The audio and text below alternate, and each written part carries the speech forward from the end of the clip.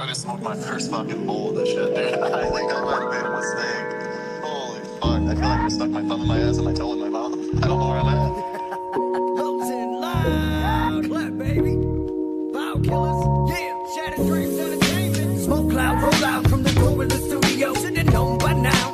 That's how we do it, bro. It's the show to clown on. Get down, we stay coolin', yo. It's motherfucking lows and loud. That you tuned in for. Let's go. To get it started, yes, we spark the split. Going hard as shit with the artist clips. To get you bobbing heads. Find some new music that you in tune with. Homie, this is why they do this. For you, it's a bomb-ass podcast to get the fuck down that puff, puff, blast. Through the screen glass, bust laughs. Don't forget to ask. And if you hate it, fuck your tough ass. About to zone out with lows and loud. I'm going hard, lit as fuck like the boulevard. Oh my god, clippy clap. As a guest, set off the smoke alarm. My contribution to the movement, I'm just doing my part. Start the show, light it up, eyes get low, lows and loud. You know how we roll. Yo, twist it up, fill a cup. Yo, do what you want, a show for juggalos who don't give a fuck. Start the show, light it up, eyes get low, lows and loud. You know how we roll. Put them hands up, you know how we roll. 7 gram blunts, you know how we roll. We got props, I am yelling. A shout out to Shelly.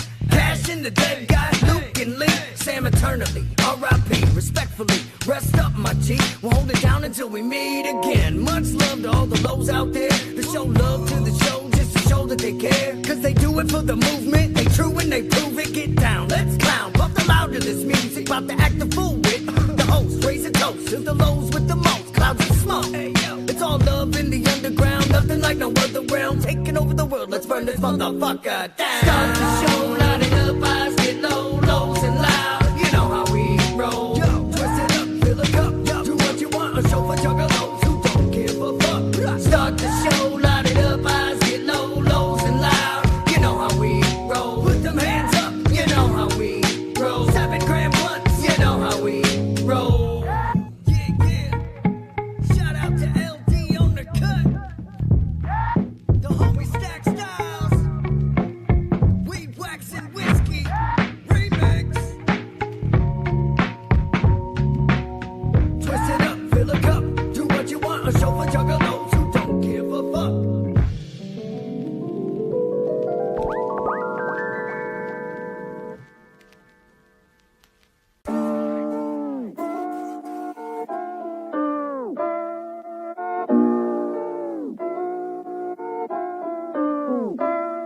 Back to business as I'm tearing up sheets, tying the kids up while I rock a fucking hooligan mask. Wearing to get up while I rock a fucking hooligan mask. Wearing to get up while I rock a fucking hooligan mask. Do what I say and you won't get hurt. I know you probably feeling pissed cause I'm a straight up jerk. I'm walking through your fucking house with bloody shoes, and I got your dude up in the laundry room with a crucifix up into his muffin.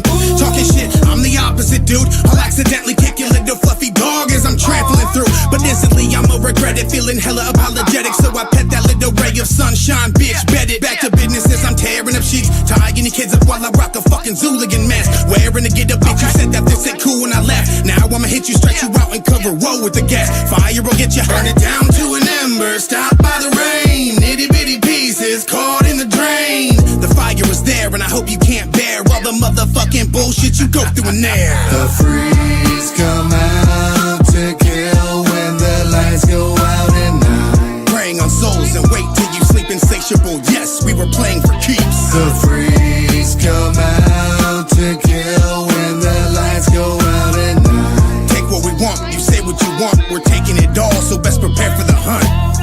Sun's down, we're coming to wreck your world. Hellbound, leave your body up pale and cold. We really ain't saying no more, knocking on your back door. Little piggy, let me in before you go and raise the wolf. See the victim crawl away, you tell me where the knife at. Press it hard to make you bleed, you saw these feel this impact. Prepare for impact, watch your brains spat. As you feeling me crush your skull with the end of this bat. Feel the devil on my back, get an adrenaline attack. Just a hunger deep in me, I cannot settle on one act. Face I'm putting my trail on the wall, seen another, I'm killing them all. Question evil, I'm hearing the call, to see how far from grace I fall. There ain't no stopping me, broken darkness all the sea. Drunken animosity is such a thrill to watch you bleed. You'll never look back once you set on this path. Gone in some of the beasts and this here's the aftermath. The freaks come out to kill when the lights go out at night. Preying on souls and wait till you sleep insatiable. Yes, we were playing for keeps. The freaks come out to kill when the lights go out at night.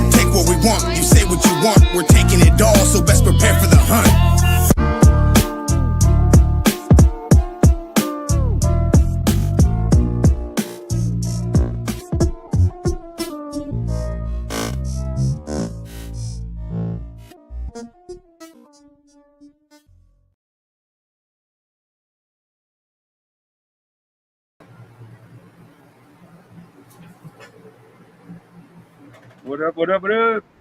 Yo, what's good? Not a lot.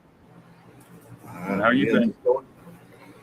I'm doing well. How's things going for you tonight, man? Oh, a little warm.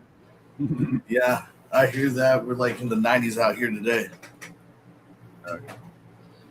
Your humidity is low though, ain't it? Sorta. Oh, I fucking wish.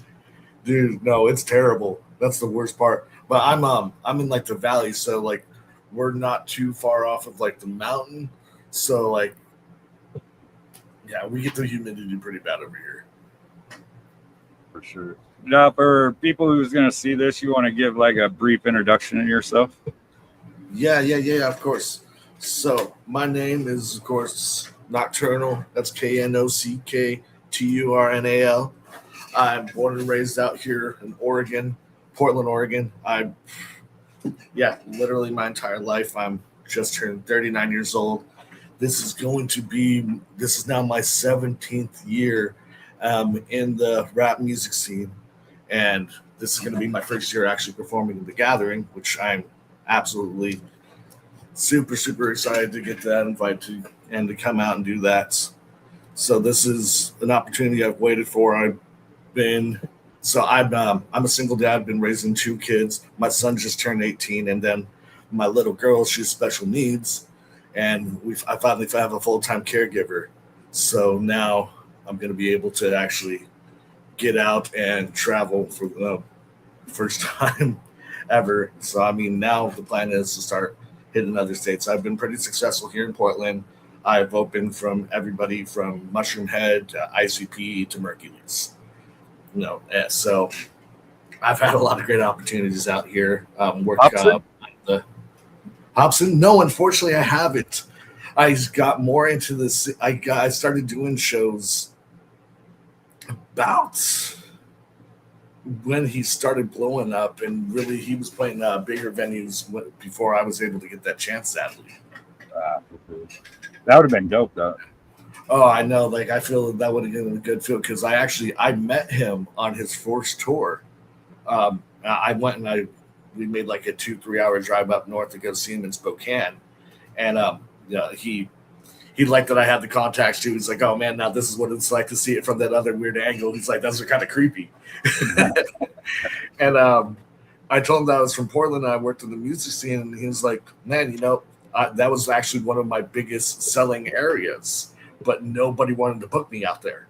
I'm like, "Are you fucking serious?" So I took this information down, and I told somebody about that because I knew that they had contacts with a good venue, and unfortunately, they cut me out of the deal. Motherfuckers. Yeah, I wasn't too happy. I was like, I just wanted to be part of the show. That's all I was asking. But years later, I got to start working for that company, so it worked out in the end eventually. Well, that's OCP, that was huge. I've did that. That was at Hawthorne Theater was the first time, and that was the Riddlebox anniversary tour. And then the second time was at Bossa Nova Ballroom for the Great Malenko anniversary tour. And like both of those are like two of the most like I'd say like personal like ones as far as Joker cards to me. Like those actually like really meant something serious. Yeah. For me, it's probably Riddlebox and Hell's Pit. Mm-hmm. Well, Great Malenko, that's what I was introduced to because I first learned of them when they were in WCW, and they were talking about how those guys it wasn't that they were rappers, and so I got all excited. I wanted to check it out, and I had no idea how. I just liked them as wrestlers.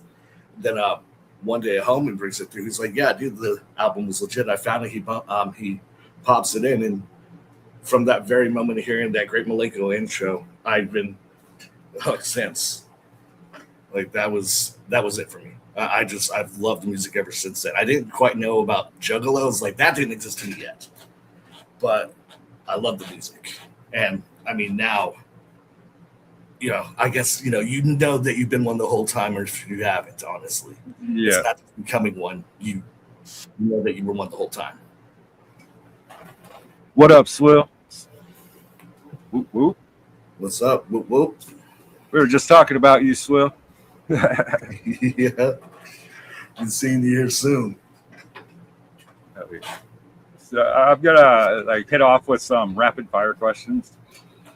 All right. What is the one instrument or sound effect that completely ruins a beat for you the second you hear it? Ooh, I mean, it's gotta probably be. I'm not fond of sirens. I don't know why everybody's got to put sirens in their shit. It's so common, but I don't want to hear that. Especially that purge siren. When it first started, I actually did that as an intro. I'm embarrassed to admit it because not long after I did it, I was seeing everybody else was doing the same fucking thing too. I was like, okay, I don't think this is as original as I thought it was. This ain't it. If you could erase one subgenre of music from history so it never existed, which one are you wiping out? Ooh, that is, there's a lot of influence that it's had, but honestly, I don't think it would destroy music. So I would have to go with pop, and I'm talking like boy band style pop. Right. I'm gonna go with P. Diddy. Unfortunately, though, I would say that, but without P. Diddy, there's some very important artists that we wouldn't have gotten to have. That is true. That is true. I would completely agree with you, but then we lose out on some music that is just iconic. Yeah, that's why I had to think for a second. I could think of other music too, but I was like, if you get rid of that, then what does it do to other music? The only person that comes to mind when I said that was fucking Biggie Smalls, and then I'm like, oh fuck, yeah, he was such a big part. Exactly, and that's exactly what I was getting at too. Is yeah, without him, we wouldn't have had Biggie Smalls. I mean, he was a big part of Busta Rhymes' career. So I mean, there's some really important, like at least some East Coast legends that we probably wouldn't have gotten without him. Oh yeah, damn. You can only listen to one album for the rest of your life, but it has to be a project that isn't your own. What are you picking? I don't listen to it as much as I used to, but I already listened to it so much, and I still loved it, and that would be Linkin Park's Hybrid Theory. That's a good one. Fuck I still remember most of those songs. Shit, I think that was stuck in the CD player for months when it first dropped. Oh yeah, in my little portable CD player. That's how I ignored the world. Is just bumping that and System of a Down, Toxicity, and Slipknot, Iowa. That was my main rotation. Yeah, I seen Linkin Park when they were just like a bar band and shit, and then they opened up for Cottonmouth Kings. No shit, that would have been a great combination. That would have been really cool to see. Yeah, like Snoop Dogg was there, I think, too. Like some other. Like, wow. It's yeah, it was funny. It's like all spectrums of rap there. Yeah. And then It's later on, funny. Eminem went to be on that tour with a KMK. Yeah, shit, that's wild. You think ahead, back Brad. in the day, a lot of these fucking artists that we all grew up with were like, man, only if we would have seen them together, then you find out and realize, like, oh shit, a lot of these guys toured together when this band was just starting out. Like, Yeah, holy right. fuck. Like they barely even made it onto the flyers, so you just wouldn't see it. Yeah. Then you got people that have like the old school videos of it that now they're posting and shit. It's like, this is some fucking history right here. Or like if you see Pantera when they first came out as a hair metal band. That was the same thing with Wayne Static. I remember he did an interview and I never got that.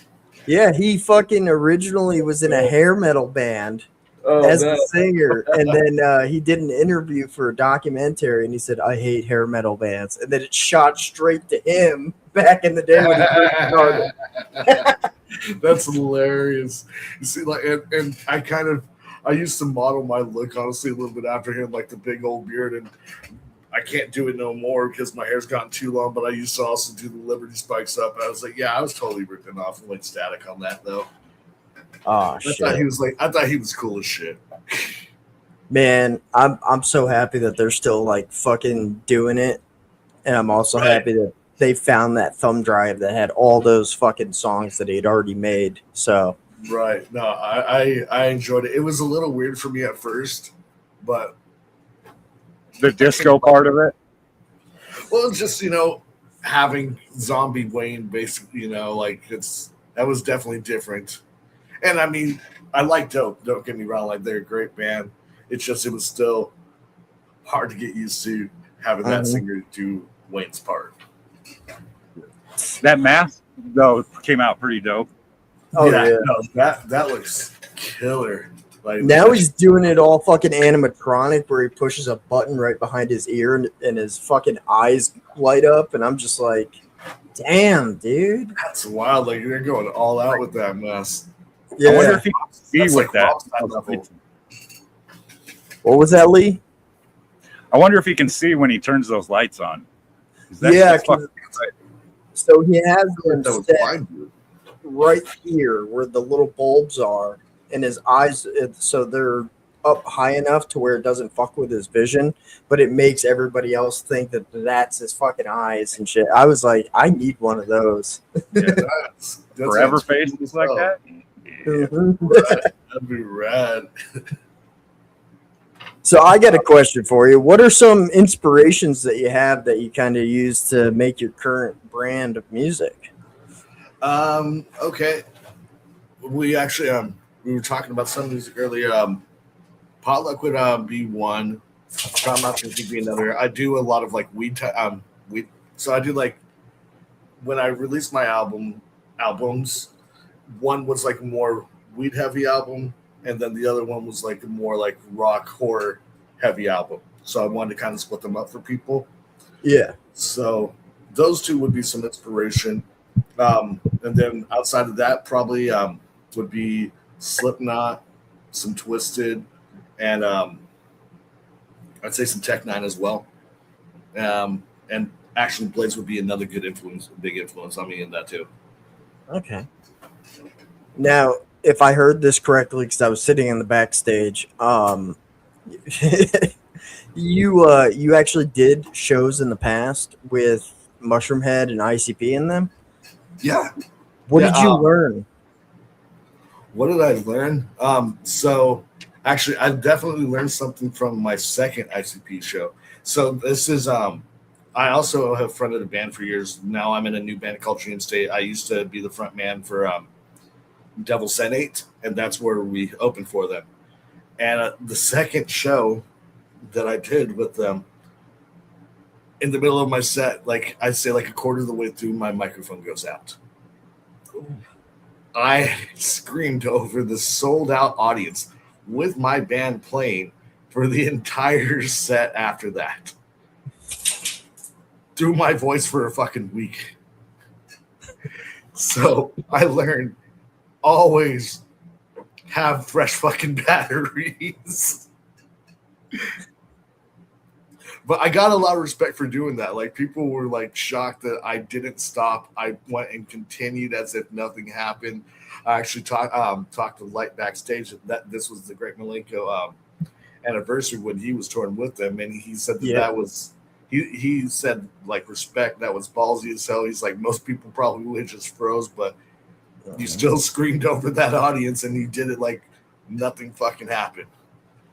So yeah, always be prepared with batteries. I actually remember that tour because I was at the Massachusetts at the fucking Palladium.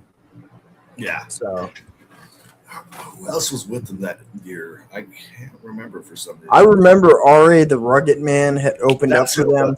Yes, it was RA. And then Ouija was out also at the show too because he had just got signed with Psychopathic. That's right. I knew that I did a show with him at one point. It was actually kind of fucked up because like we walked in there, me and my buddy, and this dude was having a fucking seizure, and Ouija just got done with his set. Oh, and shit.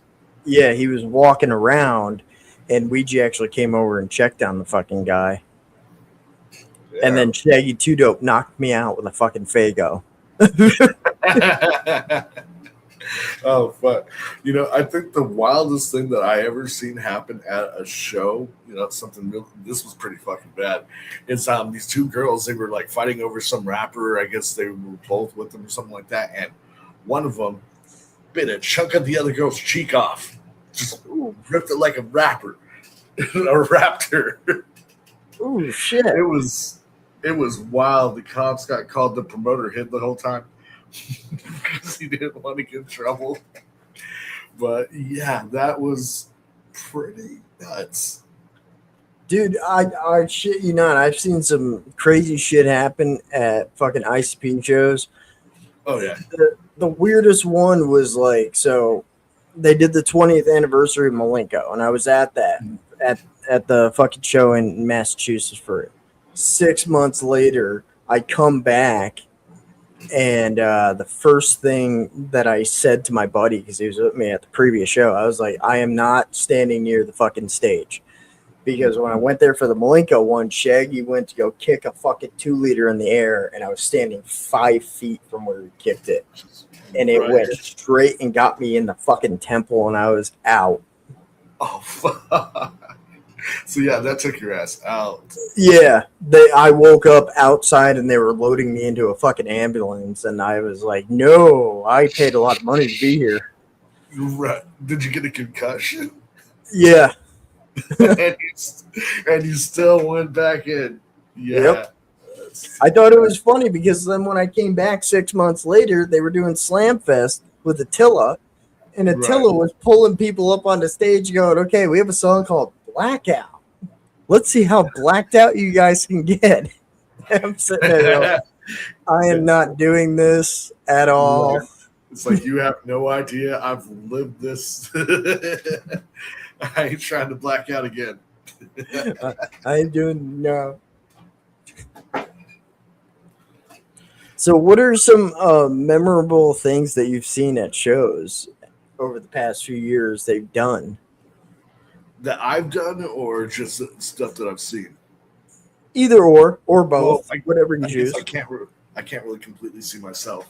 But one of my most memorable things was second time that I did a show with Cottonmouth Kings.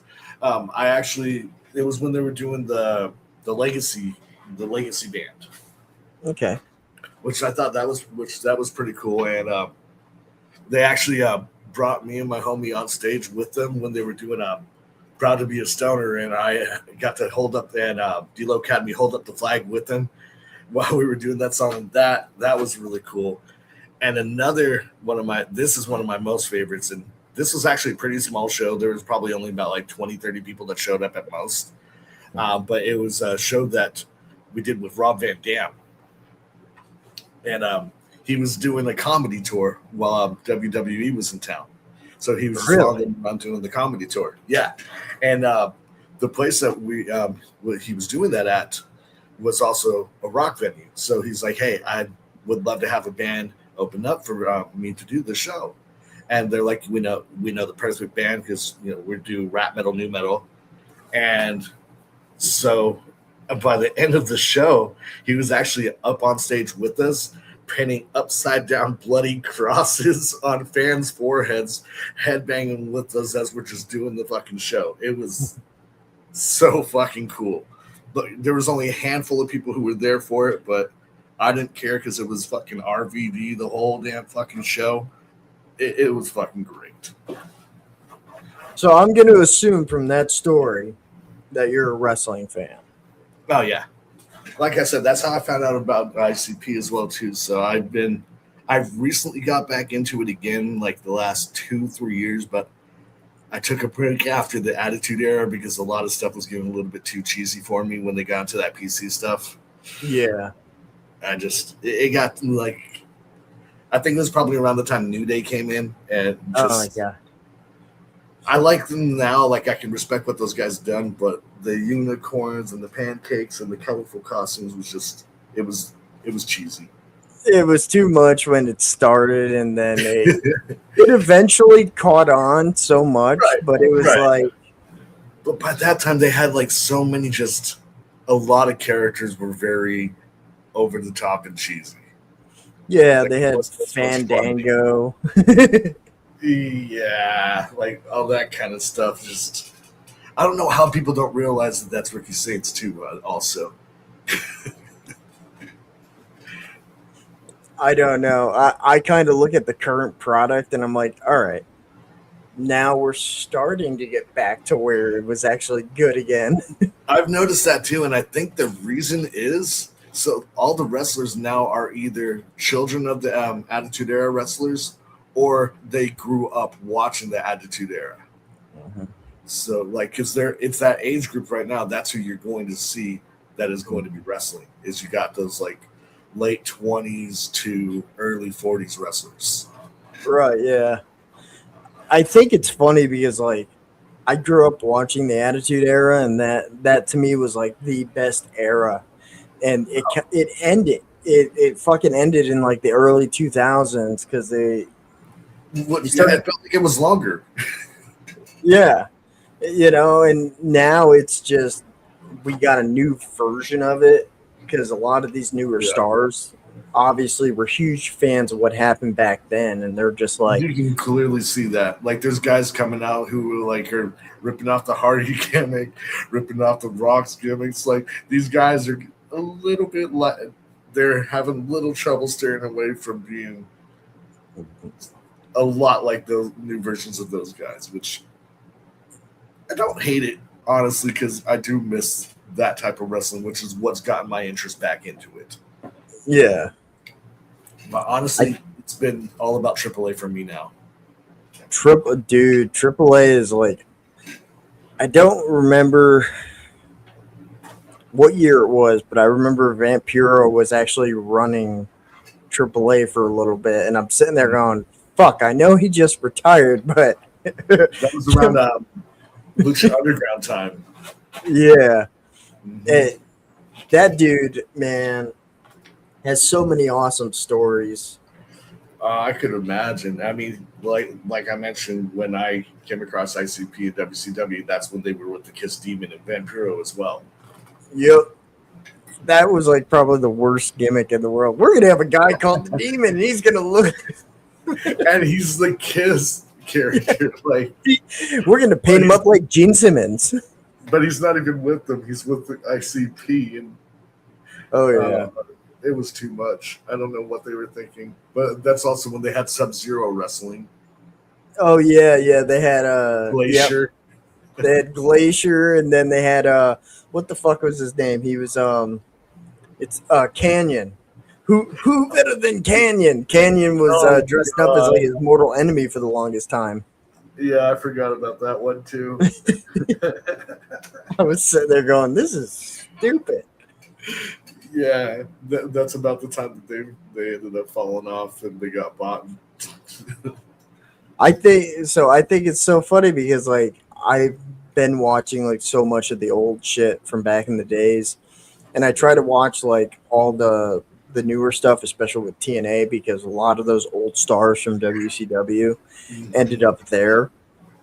And recently, a lot of ECW guys too. Oh yeah, they're famously known for it, especially when they first started. They brought back Mustafa Ali, who was New Jack's partner for the longest time. Yeah, and they brought back the Demon, and they had him dress up in a basketball jersey and shorts for one match. And I'm sitting there going, nobody liked this guy in fucking WCW. Why are we bringing him back? I can't believe that they would bring him back. You know, I'm loving the stuff though that they're doing right now with the Hardys, bringing back Willow and the Righteous. I fucking love the Righteous. Oh my god, yeah. Like I hope I would love to see them in AAA actually rather than WWE, because AAA is the only one that knows how to handle that type of character, because I mean it's the fucking Undertaker that's running it. Like, did you guys catch the Wyatt Six versus Psycho Circus match? Oh my god, what was it, the Carnival of Carnage match? I actually think they called it. Yep. But that match was fucking that was amazing. I thought it was funny the way they did the Wyatt Sick, because I was like, I knew all the characters, and the one thing kind of upset me was, so Bray had just recently passed away a couple of years ago, Right. and Joe Gacy, great fucking wrestler, knows how to do that, the mind control fucking thing. They brought him in kind of as like a cult leader into NXT, and I'm just sitting there going, this is a ripoff of Bray. Like, come on. Having him hang upside down in the fucking turnbuckle and shit. I'm just like, I heard though that Bray actually trained him a lot though, so that's kind of was like why he was a part of it, because like I guess everybody who was part of the Wyatt Six was already connected to Bray, and he had handpicked them to be doing something like that. yeah.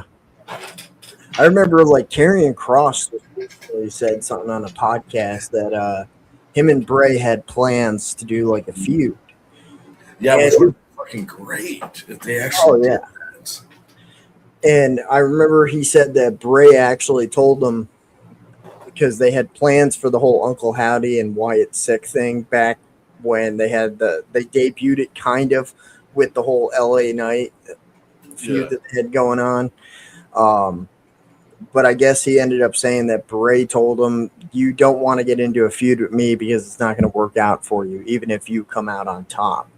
And that was kind of like a running gag for a couple years, because no matter who they put up against Bray, it didn't matter if he won or if he lost, the fans were going to pick Bray, even if the storyline meant he was supposed to be toppled out. My introduction to him was that it was that WrestleMania against the Undertaker that they made it very cinematic with the scarecrows. Yeah, and they did the fun house, and they went to the graveyard. I mean, that was pretty cool. That was during COVID, man. Yeah. Because I didn't watch wrestling for a while, but I always made sure to catch WrestleManias. So I would watch like the month leading up to WrestleMania, and then I would watch that, and then I was just like, okay, I'm good for the year, because it's just not as fun. Nothing's going to be interesting after this. Yeah, pretty much. I got kind of lost because, like, they come out of COVID and they stopped doing the Thunderdome. Mm-hmm. They put the title on Bray, they take it off of him, and then they sent him to fucking Monday Night Raw. And then they put him back into another feud with fucking Randy Orton, and they had Randy Orton set him on fire. And I'm sitting there going, oh, well, I guess they just killed him off TV. And then at Mania, they had them going at it again. And fucking he comes out of a giant Jack in the Box. And I'm sitting there going, oh, Bray's going to win. He's going to win. And then they fucked that whole thing up. And the fucking 2 weeks later, they let him go. And I'm like, what the fuck are you guys doing? What's the point? Like, you could have just killed off the character instead of having him come back to lose. Yeah. Like, I didn't understand that whole era, I want to say, because the booking was just so terrible on so many different fronts. But now the bookings got better, and I'm just like, yay. Yeah, they got better writers. That's helped for sure. And I mean, they got a lot of the new young talent is just that good that it barely even matters about the writing, to be honest. You should sit there and see some of the fucking interviews I've seen from some of the wrestlers that are retired now, like the Big Show. Mm-hmm. He's sitting there complaining about these newer guys. All they want to do is go 1,000,000 miles a second.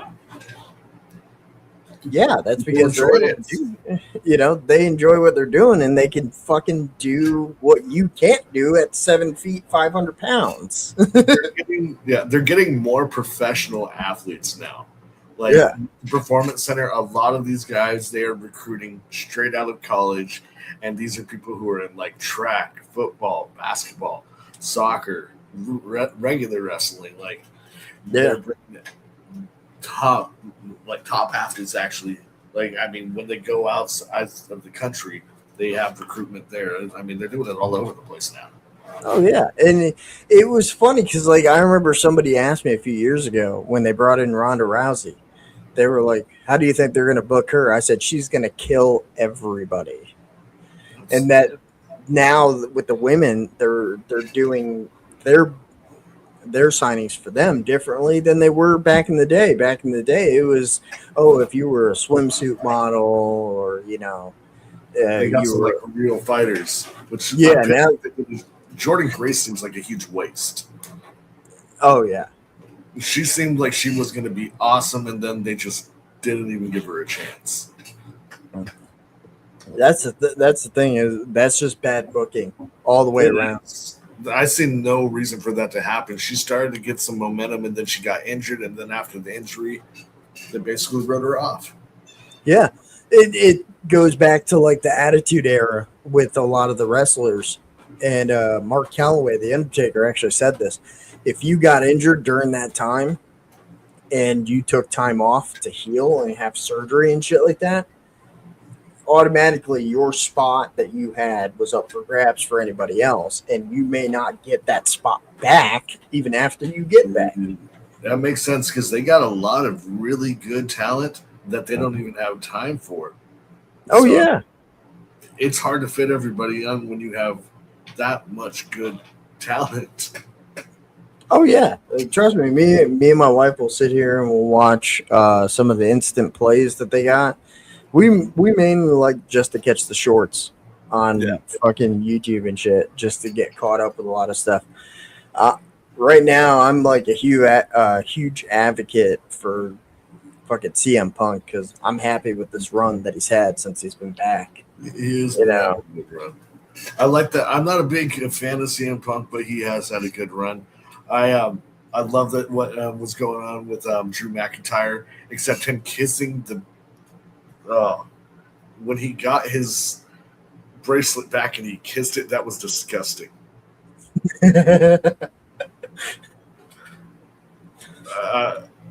I don't know what the thought process of that was, but I think there's a way that they there's certain superstars that I know that they're just trying to write off permanently, and then there's guys that they're actually trying to get behind. right. Like Jacob Fatu right now. When they brought him in, I'm sitting there going, "There's no fucking way this guy's just going to be a henchman for the rest of his career." No.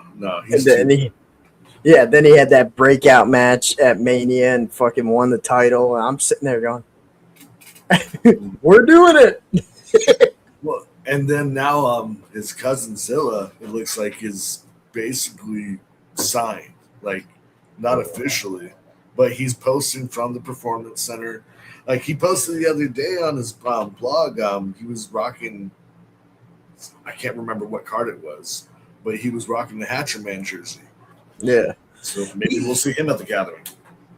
He actually, they announced this, I believe, on the website. They did actually sign him, but right now he's trying to complete all the bookings that he has outside of WWE. So they're giving him that freedom to do that. I think that him and Jacob would make a great tag team because the Usos are getting older anyways. I mean, those guys are only going to probably be around for another good 6 years or so. Oh, yeah. Jacob just got off the roll also. So did Zilla. I think that's why they were able to bring him in. Because he's been dealing with legal shit forever, too. Oh, yeah. That whole family bloodline, no matter what they do, like, fuck, they just brought The Rock's daughter in, and she was a general manager for the longest time on NXT. Yeah. Like, that entire family has a job no matter what. It's just because Dwayne actually now has pull with the board of directors. He's actually on the board of directors. He's on the board, yeah. He has, like, a high amount of shares. It's funny because, like, they gave him that, and he publicly came out and just said it. He was like, the TKO owner was like, "No, Rock, I don't own WWE. You do." And I'm sitting there going, yes. Right, which is awesome. And I mean, you've seen the difference that it's made too, because now they actually are like treating the wrestlers better than they ever had. These guys are getting to travel with their families. They're getting holidays off. Like, that's not stuff that would have ever happened under Vince McMahon. No. I still remember the famous story about how they fired Punk. Is he got injured and had that massive staph infection, and he needed a couple months off to have the surgery and shit. And they ended up sending him his release papers on his wedding day. It's like, you guys fucking suspended him for 90 days, and he wasn't going to come back until the Monday night after Raw. Right. So, yeah. And they just gave him $120,000 fine recently because he won't shave his chest hair, because that's where he keeps getting an infection. He's like, I'm not going to shave and have like it get irritated and get infected again. Then I'm going to be on the fucking whatever the fuck, the injury list again. Oh yeah, and I can imagine those mats, like sliding on them and hitting them all the time. That's going to chafe like a motherfucker. Mm-hmm. It's funny the things that you find out nowadays from these wrestlers, because they're all open about fucking everything. It's like shit. Well, I mean, it's kind of hard to hide it with social media now. Everything, like, kayfabe doesn't really exist anymore. You just have to kind of pretend that it exists. It's been gone ever since social media became a big thing. Let's face it. Look, the Undertaker's still the dead guy. Okay, come on. Always, yes. Like, I don't know what's with the American Badass. That's a whole nother person. We've never seen either one of them in the same room before. Okay, just saying. Exactly. It makes perfect sense. Just like we still haven't seen fucking Smash Mouth and Violent J in the same room. Same dude. You bring up a valid point there, sir. I can see it now. Violent J is at home right now singing All Star in his shower. I can imagine that's just like a daily routine. Got to start it off with All Star. The good old days. Right. The poster's crooked. I'm gonna pull up Nightfall. You want to give kind of a backstory on that? Nightfall. So that one, I had kind of been working on the course for a while. So sometimes what I like to do with courses is I want them to almost have like somewhat of like a feel of a regular, like more common mainstream song for a little bit of the chorus, where then I like to put in like a darker type of verse into it. So I'll be using something, and that's where Nightfall really came in to be. Like a lot of my, I'm an insomniac. I have a lot of sleeping issues. I'm an insomniac and a narcoleptic. It's the worst fucking combination of the damn world. But so that's where I get my fucking sleep is I conk out. Like if I'm not doing something actively, there's a good chance I'm just going to be passing out. It happens in lines when I'm standing up. It's fucking nuts. But yeah, so that's kind of where more or less where Nightfall came in. It's a very horror heavy song. And yeah, it's just about, I guess, waiting. As it said, I'm waiting on the nightfall, and that's like I'm waiting till it's dark, and that's where I come and I take my prey. Waiting on the nightfall. Waiting on the nightfall.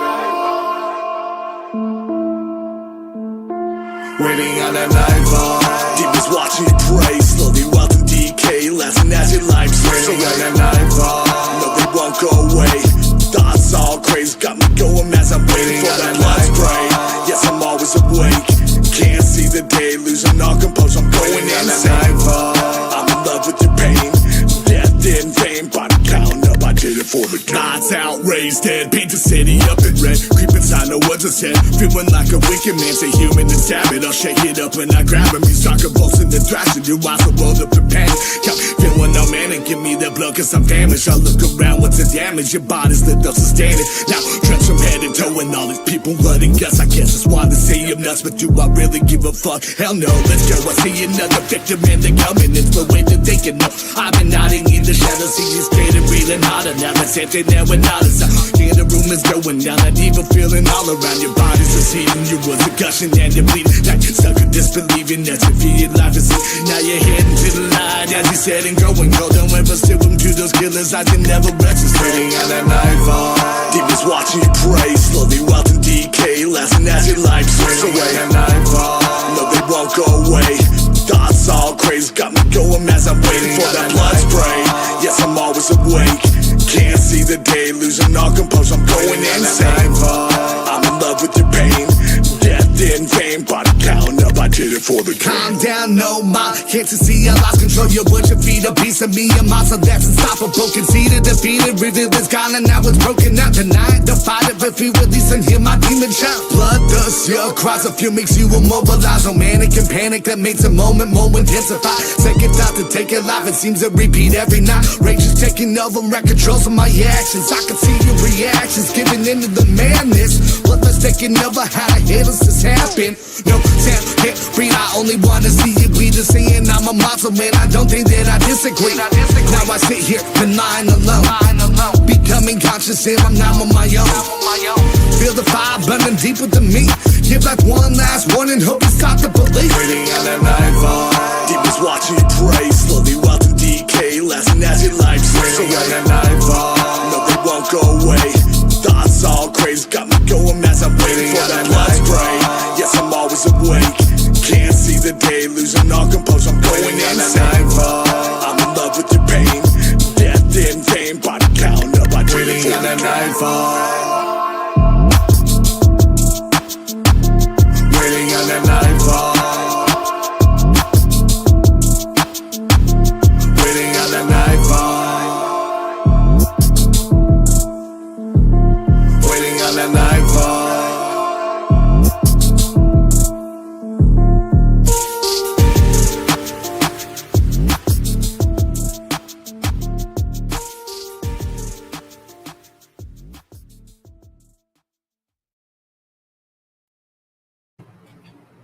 Hell yeah. There we are. Good vibe to it, for sure. I No. love one. What's the absolute worst piece of advice another musician has ever given you?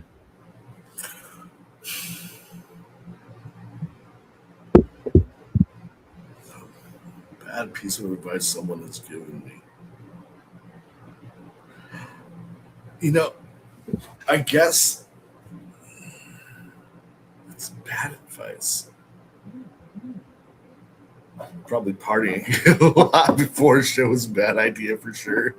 I hear that from plenty of people. Like I don't even like to smoke at least a half hour before one of my sets, to be honest.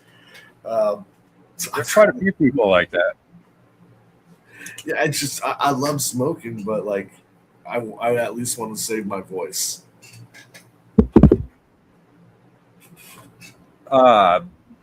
Vinyl streaming or cassettes. If you had to pick the ultimate way to experience music, which one are you picking? Oh, vinyl easily. You get a better sound, and it's just. I got a recent album. My recent album that I did for my band, we got on vinyl, and just it felt so cool to be holding, a piece of vinyl with my music on it. Like it felt a lot cooler than a cassette ever did, for sure. But I think it's more classic, and you get a better sound. Yeah, more crisp, clean. What is your ultimate go-to late night studio snack or drink that keeps you awake at 3 a.m.? That would definitely be a Rockstar, and then for studio snack, stereotypical is a Snickers. I'm going super stereotypical. It's like Rockstar and the Snickers. Do you write your best lyrics when you are completely happy and relaxed, or when you are stressed out and pissed off?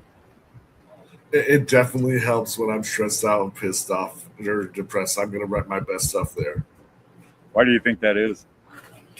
Emotion. When you're most emotional, that is where you are going to have some of the best stuff that you can create. Like I do some good. It also depends on, I guess, the type of music. Like when I'm writing my more stony stuff, I want to be. I'm in a more better mood, and then when I'm writing my horror stuff, or just when I'm writing something a lot more personal, I'm going to be in a different headspace. What is the single most annoying thing a fan can do when they approach you in public? Calling me by my legal name. I understand that now. Now it's out in the open because Facebook forces you to do that.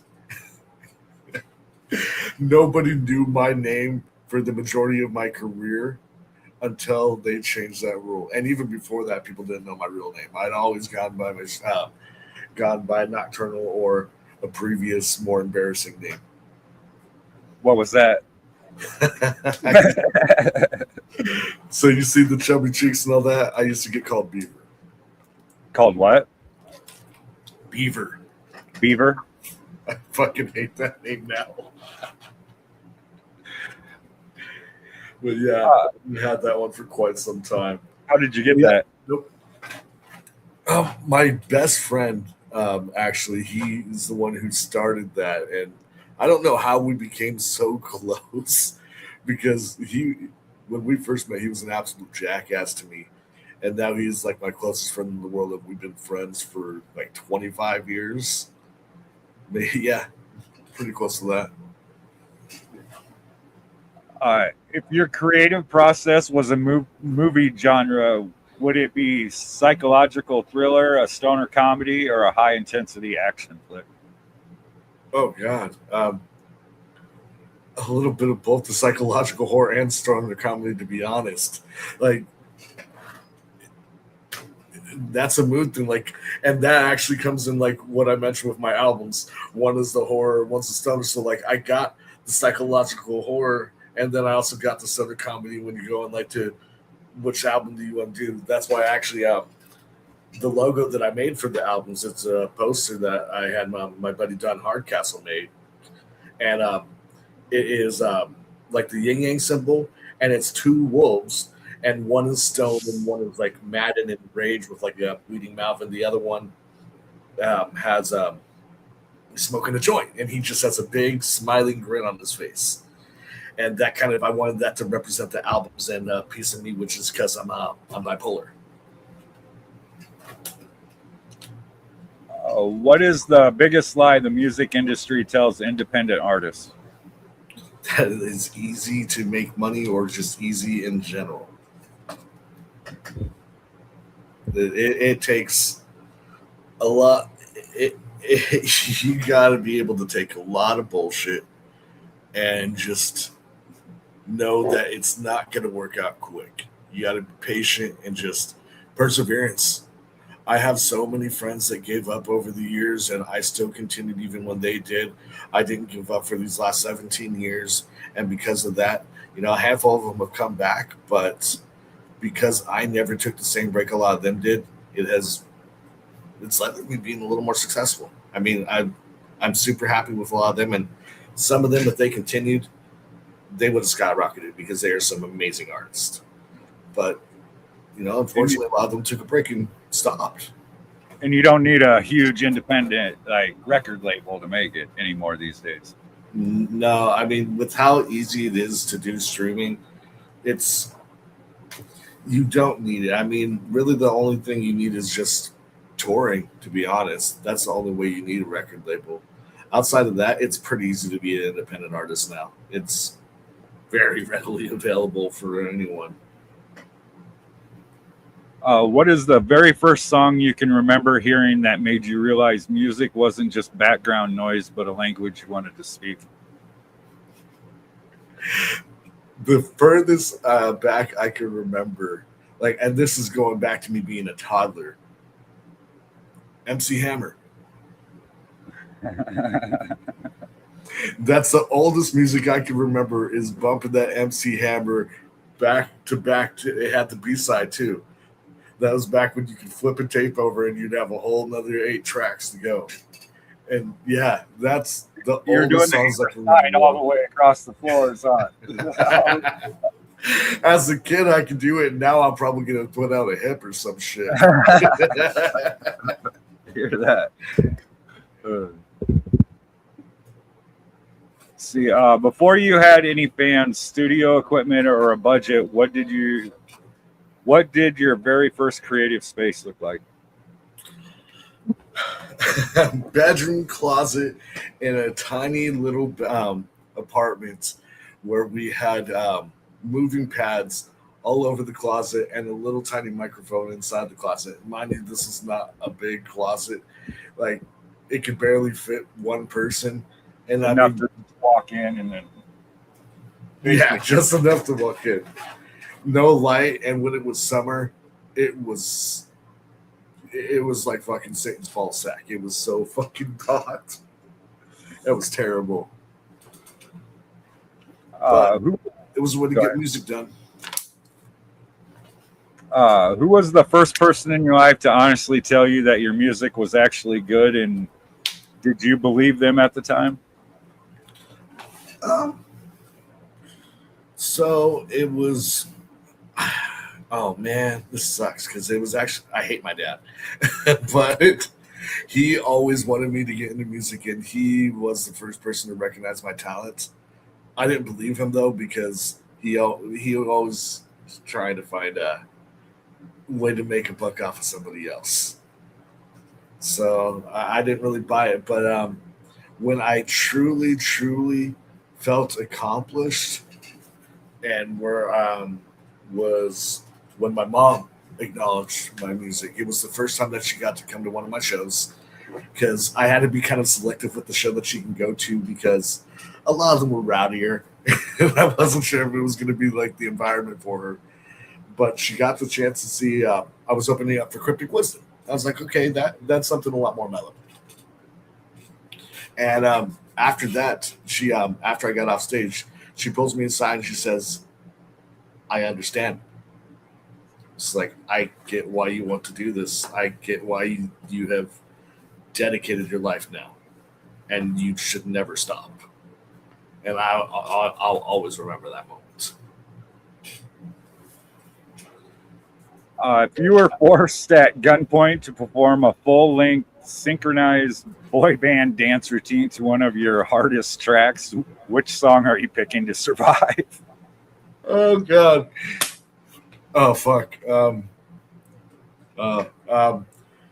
Probably NSYNC Bye Bye Bye. God damn it. I wish I didn't even know that song, but that song was so played so fucking much. And it's a simple dance. I think that could be relatively, like, all you gotta do is hop around and fucking do that. And I think you're right. So I think I could do that with a gun to my head. And the irony is that's the fucking song too, no less, when they're holding a gun to your head. You know, that might save your life because they're probably going to laugh at the fact that that's the song you're choosing. Yeah. They might not even have you do it. What is a musical trend or a specific sound effect happening right now that makes you want to throw your headphones across the room every time you hear it? I mean, obviously, you said earlier about sirens, but yeah, that one can be really annoying. Or like something. I'm not good with like high frequency sounds, like something screechy. Like, actually, I was having this conversation with a friend the other day. Are you familiar with the band Knock Loose? Yeah. Great music. Their singer has the like highest pitch. I can't get past it. It sounds like terrible. Some Jack Black shit. It does not sound good. And their guitar player is a great screamer. And just like, if you had him replace that guy, they would be a way better band. Or who is that? Yeah, high frequency stuff. Anything screechy. Ricky Hill. Is that the guy? Like live, Mm-hmm. he does shit with Ouija every once in a while. But him Okay. live, it's like, like no. Just has one of those voices. Yeah, when it's too high, there's a limit. Yeah, like There's a limit. Eminem, I can't stand Eminem's voice either. Like, Yeah, like he's definitely, or you that can't whiny deny voice like he's Eminem. got- That's just fucking. yeah. You can't deny the guy's a hell of a lyricist, but his voice is a little challenging. It is hard to get by. It's nasally. It's very nasally.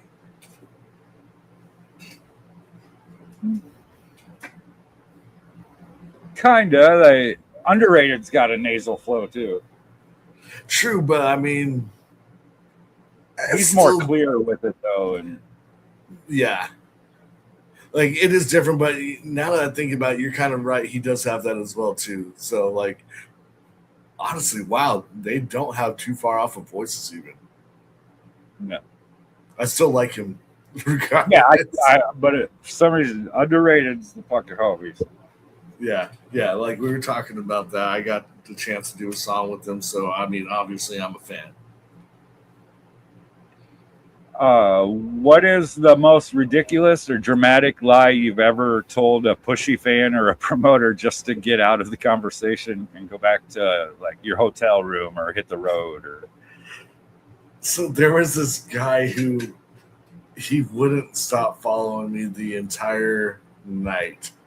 And I mean, nice guy, but he was like up in my face with his drink. I'm not a drinker, mind you, too. So like, and he's like in my fucking face like this. I'm just like trying to get away from him. Eventually, I went into there was a cutoff area for 21 and up. It was a VIP area. And I told him I had to shit. There's no bathroom up there, but security just like they can tell that I was just like over want it. to get away from this guy. Like I was like, please. I was like, hey dude, I'm sorry, I gotta go up here. I gotta use the bathroom really bad. And I just never came back down. I feel for the homie, and I'm sure he's a really cool guy when he's sober, but I bet that works every time too. it works. I mean, people aren't generally gonna want to follow you. Yeah. If they do, that's kind of weird. Every artist has that one song they recorded early in their career that makes them violently cringe. If someone played your absolute worst early track at a crowded party right now, what is your exit strategy? Distraction, grab tape and run. Like maybe break something, like throw a rock at like a distant window. No, I don't mind if people honestly hear. There is a song that I hate my verse in it. My friend said it was all right. I think it sounds like shit, and I kind of would prefer people not to hear it. But if they hear it, it is what it fucking is. But it didn't sound that great. It was my second song, and I kind of rushed it. I wrote it on the spot, and I think it sounded like garbage. And everybody else sounded so fucking good on it. I was like, "Ah, come on, you guys." Oh, I hate that shit. Like, yeah, so they all want to push the song, but I'm like, but I suck on it. and it always happens like that too. It's always the one you want or something. Artists are really good or whatever the situation may be, and you fucking flop. Yeah, it was my second song that I basically freestyled. It was not very easy. I was put on the spot. What is the most humbling thing that has happened to you on stage where you had to just pretend it was part of the choreography or completely intentional? Like humbling, or I mean, there's been a lot of moments. I don't push my content for kids because there's a lot of murder and weed, but there is so many variants that bring like little ones to the shows that I have to admit, I still love seeing it, even though I'm not like necessarily being like smoke weed, kids. I'm like, oh, kids, don't listen to my music, but it is still really cool to see you out here. And like, you know, I'll see kids who will have the sign like, this is my first show, and I always like try to, you know, give them like bracelets or give them like some type of really cool thing, just because it's cool to be part of that experience for them. And they're gonna keep your shit alive one day. Mm-hmm. What is the weirdest, most unhinged thing a promoter has ever tried to substitute for an item on your rider when they couldn't find what you were actually looking for?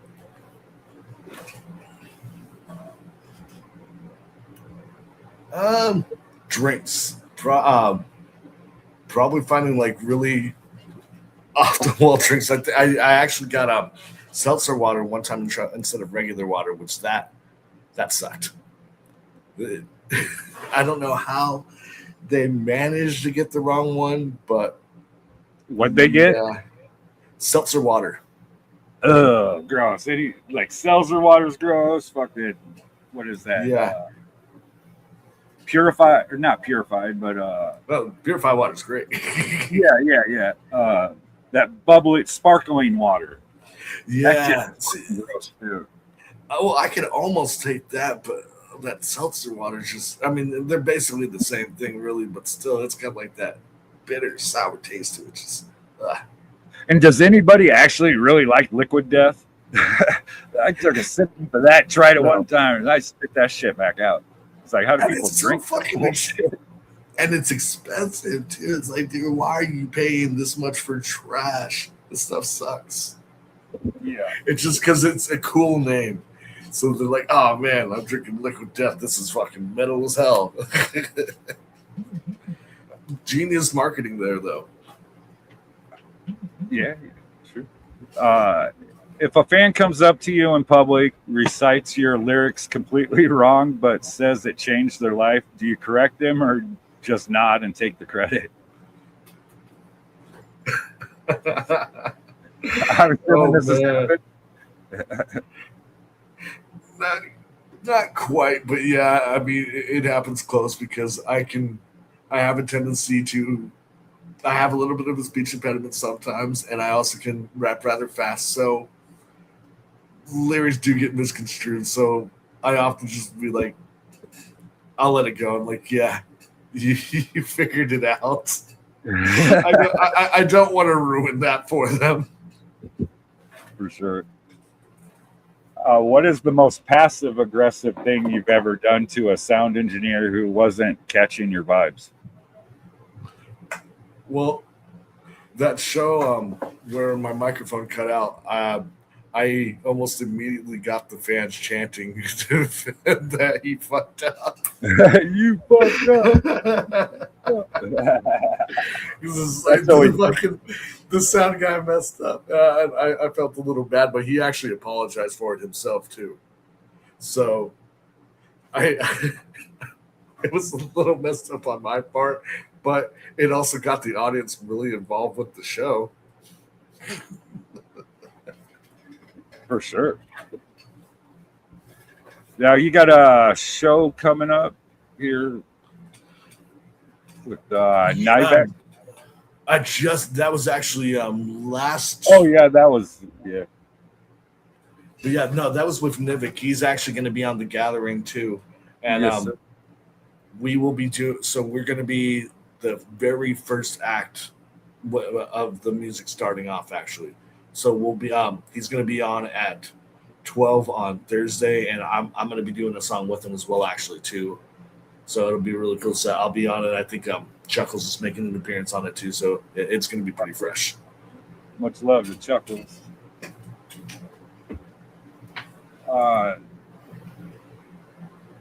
What was your path to, say, getting booked on The Gathering? Like, what was your biggest hurdle that you had to come over?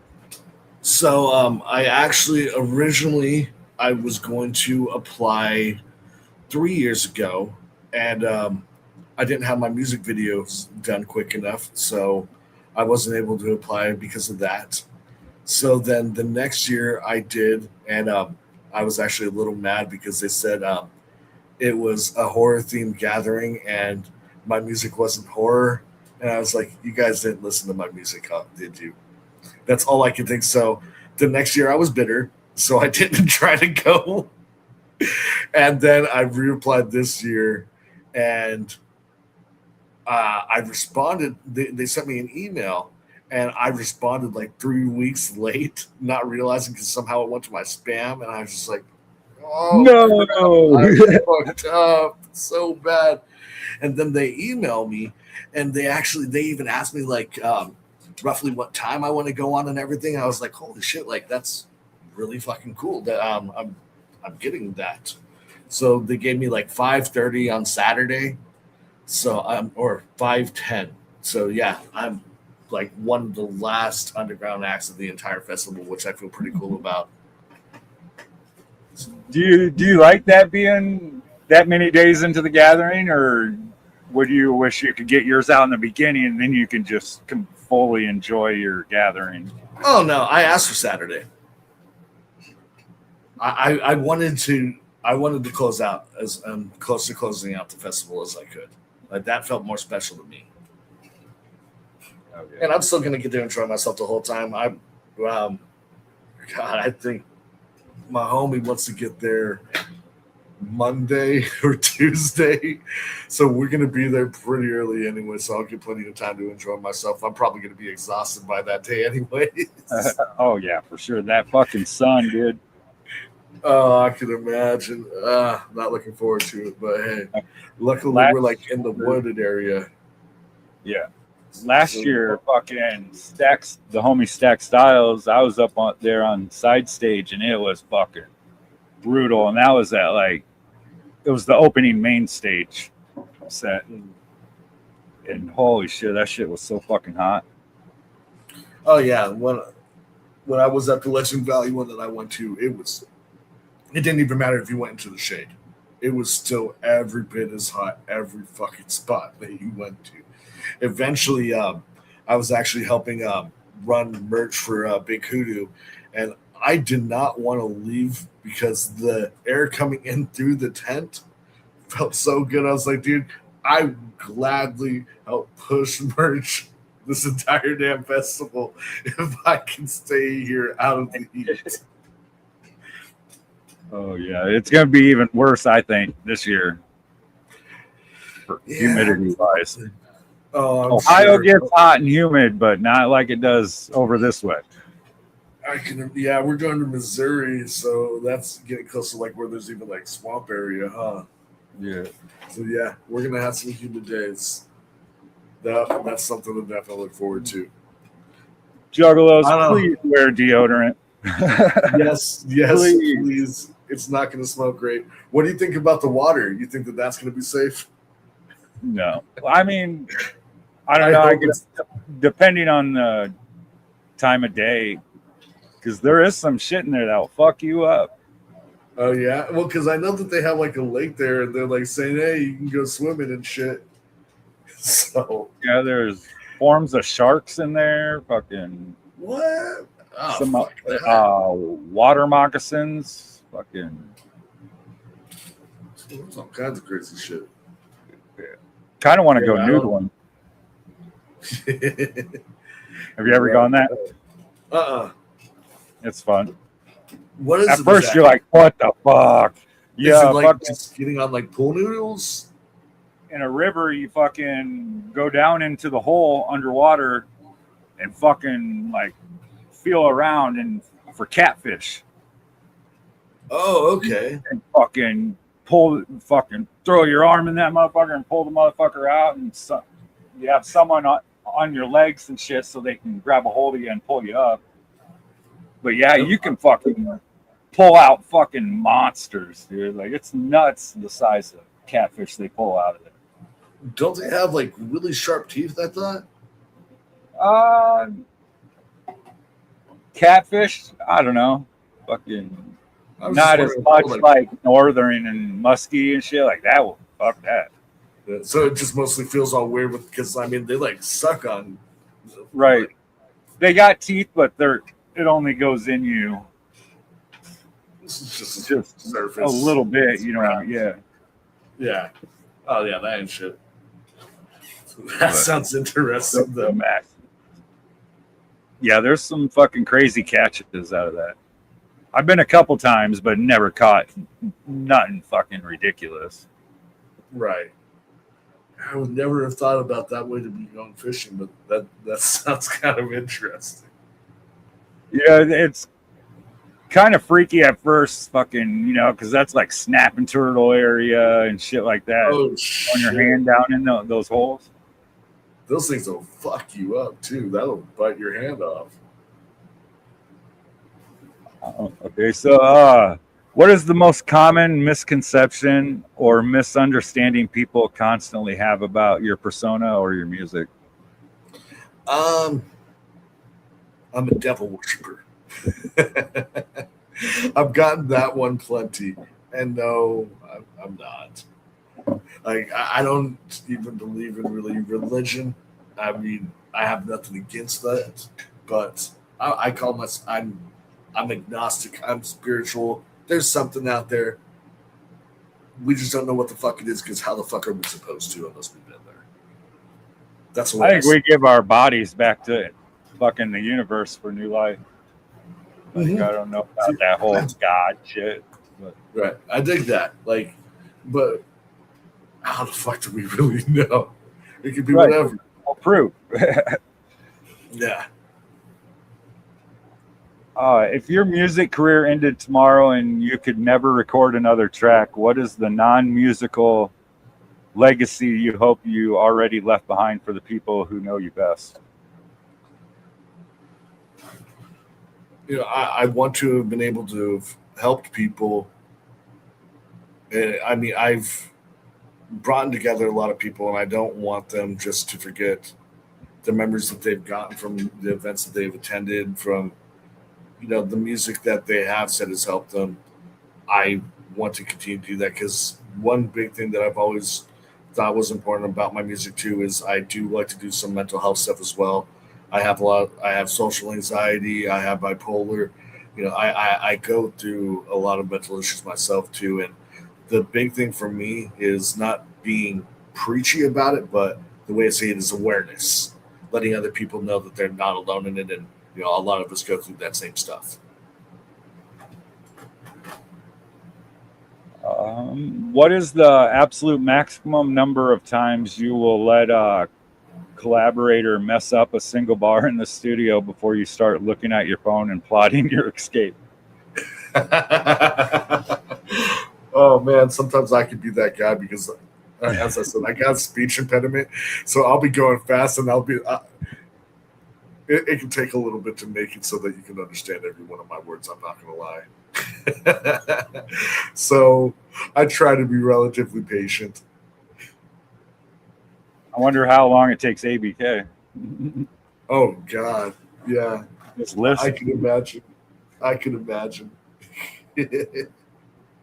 Honestly, like any chopping type of stuff, you have to do it a lot because you're gonna stumble on your words no matter what. It's not easy to get it all 100% right. Just you're not gonna walk in there and be like, bam, bam, bam, done, nailed it, perfect. I'm out of here. No, you're not gonna be, Ice Cube. No. Right. Yeah, not everybody can do that. That's just next level shit. What's your top 5 all-time artists, any genre? Ooh. Let's see here. I definitely have to put it up for Slipknot.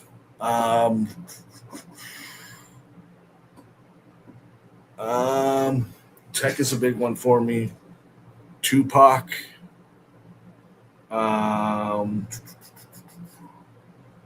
Twisted. And then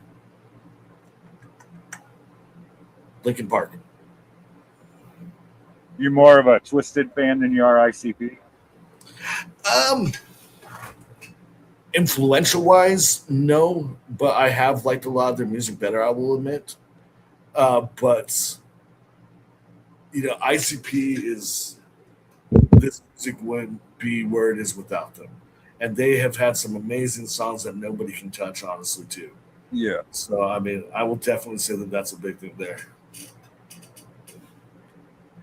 I can't wait to see what Jaw's going to be doing here in Rip City. I'm excited to see him next to Damian Lillard for sure. Now, in your opinion, who's the most underrated artist in the underground right now, and who's the most overrated artist in the underground right now? Overrated right now. Well, I don't know if he is really overrated because people seem to be really dogging on him pretty heavy, and I'm going to be honest, wacko. Like, he's not for me. Not dogging on the guy, not dogging his hustle. Like, mad respect for what he's doing. But I don't know. Just from what I'm seeing, a lot of people aren't really digging it. And maybe it's just more, maybe it's jealousy of these people. I don't know. It's just basically what I'm seeing from the fans, though, is telling me that he's kind of overrated, is where I'm seeing it. Yeah, I never cared for his music. I still fucked with the dude, but yeah, as of recent, no, but whatever. Like, it ain't no like hate or anything like that. Mm-mm. And underrated. I love Hex.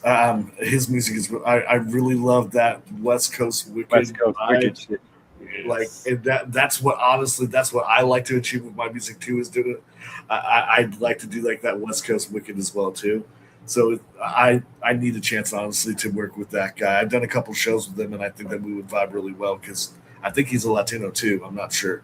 I know that he's worked with a lot of people in that type of scene, which that's a bit of where I got to start too, and that's definitely where I've seen a lot of the more wild moments in concerts.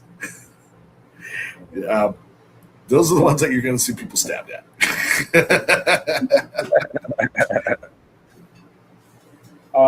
What's the rest of 2026 look like for you? So right now I have the Gathering of the Juggalos, of course, which I'm absolutely fucking stoked for that. And then as soon as I get back home, about 2 days later, I'm doing a festival in Falls City,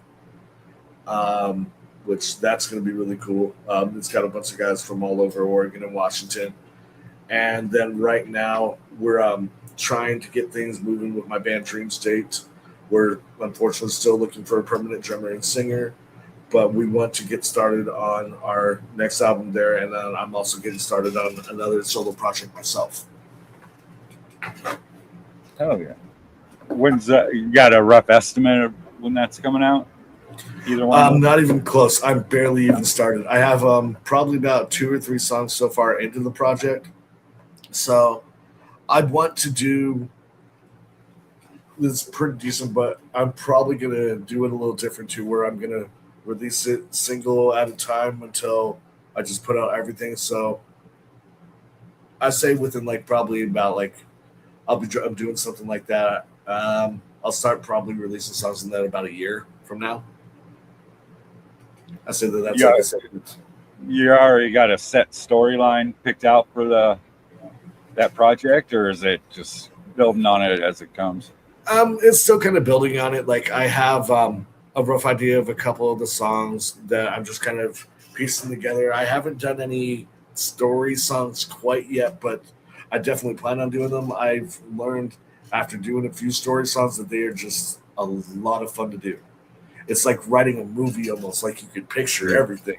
It's just like, oh man, I need to do a fucking video for this one.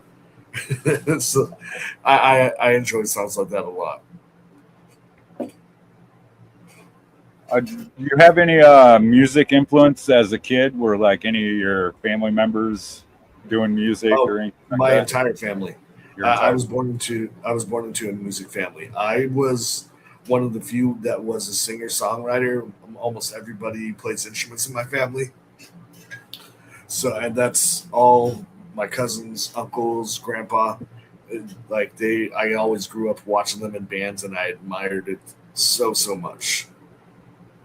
Favorite Core song. I don't like Korn. I I like a lot of stuff off of Issues. I guess I That's really the like that. only album I like. Yeah, or Freaking on a Leash. I liked a lot of that one too. I don't think I have a favorite Korn song though. Yeah, I'm not sure about exactly song, but like I can think of a couple albums that I like more. If you could put together a cipher with 5 other artists and of your pickings, they can't say no. Who are you picking? Do they have to be alive, or can they be anybody who's passed away too? Passed away also. Yeah. Okay. In that case, and this would be pretty iconic too. I would want to put Biggie and Tupac on it. Tech Nine would be the next one. After that, I would go with Busta Rhymes and Redman. I think that would be, that would be an amazing cipher. Just kind of thinking about it now, that would be fucking wild. Yeah, Busta's one of my favorites, Mm-hmm. rapping wise. Oh yeah, absolutely. Like he was a big influence for me because I love the fast rapping. He was one of the originals doing that. You know, people like him, Spice One, fucking Twista, fucking yeah. I mean, there was a lot of like good classic choppers too, and that's where I first kind of got into it. Of course, how did I forget Bone as well too?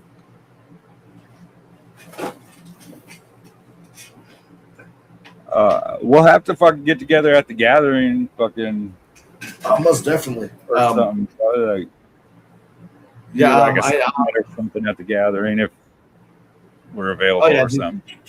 Oh yeah, like hopefully get the chance to puff. But yeah, say what's up. I'm gonna be at Camp No Fucks with my buddy the Wiz. I guess like we're gonna have like a bunch of like inflatable swords and shit over there, and just be kicking and giving out free stuff. And I'm always down to like smoke out too. So Hell yeah, I'll definitely stop by. Do you trip? huh? I get too sick for mushrooms. For sure. That's why I like LSD. Last time I did, that was an interesting time. So we'll see. It is the gathering. That's the one time a year I do it. Like, right. What happens there stays there. Well, I don't remember much anyway, so that's fair. That's perfectly fair. What's your listening playlist look like at the moment? Listening playlist. I'd like to listen to. Lately, I've been listening a lot more of my stuff because I'm just like trying to get ready as possible for this. But also a lot of heavy new metal. I love Dropout Kings. R.I.P. to Brian for sure. Adam. Yeah. Adam. Yeah. Yeah. I was so sad when I heard that, dude. I was like, no. Oh, for real. Like so much like the kid, he was just getting his career started. They were just taking off, and I got to know him a little bit too because every time he came into Portland, me and my bass player would come up, and we would always go and smoke with the band, and that just became a regular thing every time they came through Oregon. So yeah, it was really sad to hear about his passing. But yeah, them discrepancies. Was it Unity TX? Like I'm liking a lot of just like new metal. I see is back on the rise, which makes me happy as hell because that's what I do. Like outside of my rap, I'm a new metal artist, and I do love you the same like genre? Do you use it like a horrorcore new metal style, or do you? I do put a little bit of that in some of my. So I did that more when I was part of Devil Sent 8. Dream State, we've been doing a little bit more kind of inspirational music, which I still want to try to bring the horror stuff a little bit more back though, and I'm going to slip it into it somehow again. Because I like to go heavy. I love screaming. I'm a growler, so I have a lot of fun with that. And like I said, I love the mixture of musics. To have hip hop and metal come together to me is like the ultimate music. How much training did you have to put into your growl? So I had tried it for many, many years to get my sound how I wanted to, but it wasn't until I seen a vocal coach that I got it loud. Because I always like kind of knew what the sound I was trying to do. I would try and mimic a few particular artists. David Blythe from Lamb of God, Corey Taylor from Slipknot, and Max Cavalera from Sepultura. Like Roots Bloody Roots, that when they do the breakdown and he has that bestial long roar that comes out when they're playing the tribal drums, I wanted so bad to mimic that was a big part of where I got my growl style, was a combination of him and Lamb of God. So Go ahead. Oh yeah, so that probably, to get to where I really sounded, I would say took me a good 6 months, and then we got back to recording again. How many times have you fucking tore your vocals? Only that one time that I mentioned when at the ICP show. That's the only time it happened. So I lost my voice after the gathering. I caught COVID and I couldn't talk for a month. That was nuts. Like nothing came out of my mouth. Like there was no words at all.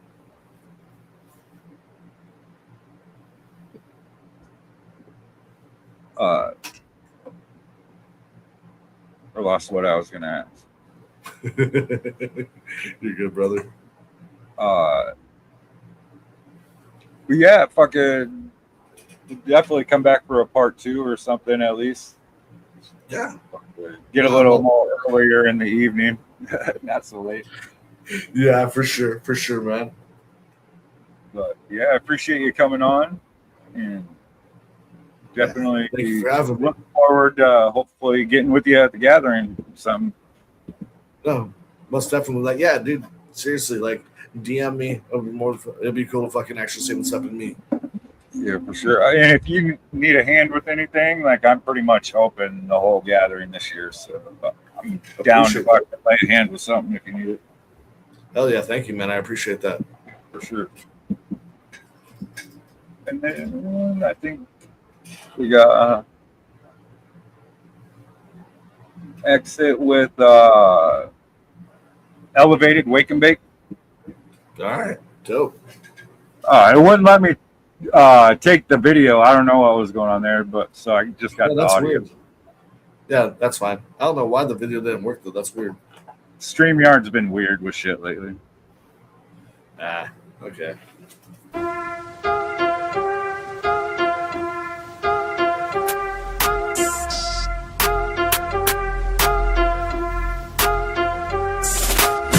Let's go wake and fit, get into a high state. Pass that weed and find my way, let's smoke the whole damn day away. Come on, let's go wake and fit. Come on, let's go wake and fit. Come on, let's go wake and fit. Smoke the whole damn day away. Come on, let's go wake and fit. Get into a high state. Pass that weed and find my way, let's smoke the whole damn day away. Come on, let's go wake and fit. Come on, let's go wake and fit. Come on, let's go wake and fit. Smoke the whole damn day away. Eyes are barely open, but I'm sparking up a blunt. Feeling sun just from the night before, start blowing out my lungs. Yes, my room smells like chronic, you can see the smoke. Leaving got me packing up my bomb. That might say yes, I'm here and grab that roach from last night. Memories hazy, where's my light? Ain't no fire inside to bake, I can't deny. Not there. Second serving, come on, make me feel right now. I smoke that J twice, tote to feel nice. Come on, let's go wake and fit, get into a high state. Pass that weed and find my way, let's smoke the whole damn day away. Come on, let's go wake and fit. Come on, let's go wake and fit. Come on, let's go wake and fit. Smoke the whole damn day away. Come on, let's go wake and fit, get into a high state. Pass that weed and find my way, let's smoke the whole damn day away.